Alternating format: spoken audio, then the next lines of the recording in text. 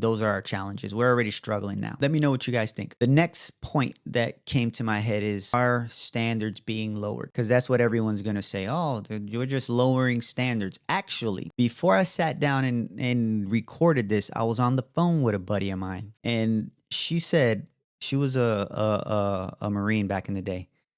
She specifically said, because I told her what I was doing, she said, so they're going to lower their standards for men and increase the standards for women, because that's the only way that you can make that happy medium, right? That made sense to me because I didn't think about it that way, right? Because I was like, no, they're just going to make a gender neutral standard. She was like, the only way to do that is to make it more difficult for women and make it easier for men. And that makes me think, right? The last thought of that when she said that, I was like, I guess that makes sense. But are the standards being lowered, right? Because one of the biggest concerns about gender neutral fitness standards is whether they will be leading to lower expectations, right?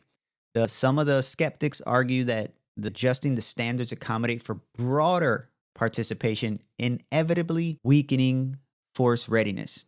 But is that actually the case, though? I guess that's my question. The Army insists that the new standards are based on the actual job performance need. And that's what the memo pretty much says, as I read it. Combat roles.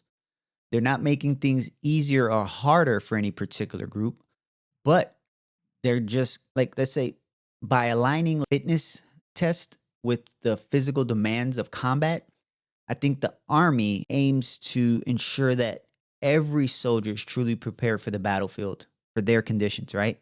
For what their real world is. So it's also worth noting that other elite military forces, such as the Marine Corps, Special Operations Units, they already operate under gender neutral standards. So I think Marine Corps, their infantry officers, they've maintained a strict physical requirement. So, but it did result in very few female graduates. That's another thing, right? But the standard hasn't been compromised. This also, I guess, plays as an example of that gender neutral standards don't necessarily mean lower performance, but they do require a realistic expectation. Just like any person that's going to train to, because they want to go ranger, they want to go whatever it is they want to do, they have that build up. And I think they're going to give us a grace period for everyone to get to where they got to go if they're in combat roles.